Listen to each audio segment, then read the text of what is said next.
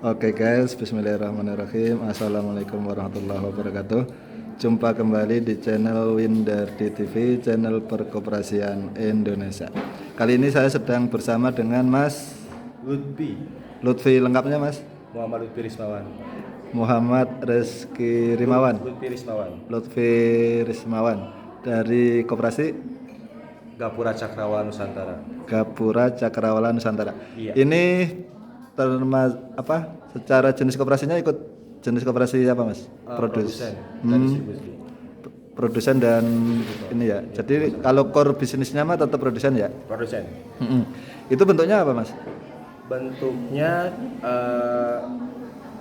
produsennya bentuknya kita apa istilahnya budidaya ikan untuk para petani kita, untuk anggota kita budidaya ikan. Setelah hasil budidaya ikan itu kita bakal coba pasarkan kepada, kalau kita sebutnya direct to customer atau dari petani langsung kepada customer gitu. Untuk menghemat atau menambah biaya untuk menambah keuntungan buat para petaninya. Kalau misalkan kita melalui pihak ketiga atau tengkulak atau bandar, itu akan mengurangi keuntungan buat petaninya. Yang artinya petani ini bakal merasa diuntungkan dengan adanya koperasi kita. Gitu. Itu ngomong-ngomong jumlah anggotanya dari sejak berdiri per hari ini ada berapa Mas? Petani yang kita sepakat mendirikan koperasi itu Agustus 2021. Agustus 2021. Berarti udah tahun lalu kan. Setahun yang lalu. Lebih dikit ya? Iya, tapi itu belum secara legalitas. Oh, jadi bahasanya mah cikal bakalnya. Cikal bakalnya itu di Agustus. Agustus 2021. Legalitasnya? Kita aktif legalitas itu Januari 2022. Oh, berarti 3 bulanan ini ya? 3 bulan ini. Nah, kita anggotanya tadi berapa? 15. Iya. Konsep kita tidak apa istilahnya ya, anggota yang suka rela ke kita, tapi kita coba rekrutmen anggota kita. Jadi yang reaktif, persuasif. Betul. Jadi kita bakal coba mencontohkan terlebih dahulu bagaimana cara budidaya yang baik, bagaimana cara untuk meningkatkan keuntungan dalam si koperasi meningkatkan keuntungan dalam budidaya tersebut. Biar apa? Karena tujuan dari sisi kita itu, apalagi tujuan koperasi meningkatkan taraf hidup masyarakat ya seperti itu gitu. Kita memberikan contoh terlebih dahulu untuk meningkatkan ekonominya para petani itu sih. Iya. Terus dari 15 tadi ya? Iya.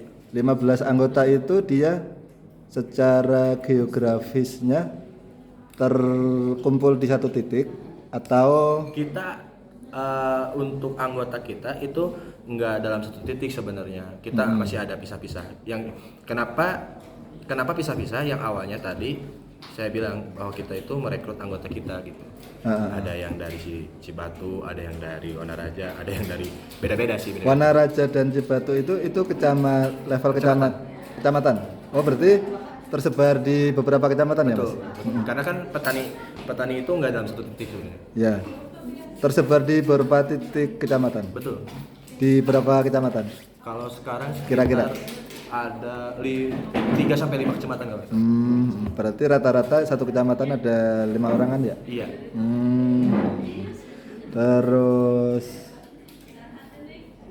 itu rata-rata peternak atau petani ikannya itu domisilinya memang masih di kampung yang notabene ada lahan. Betul. Atau ada yang di komplek perumahan juga?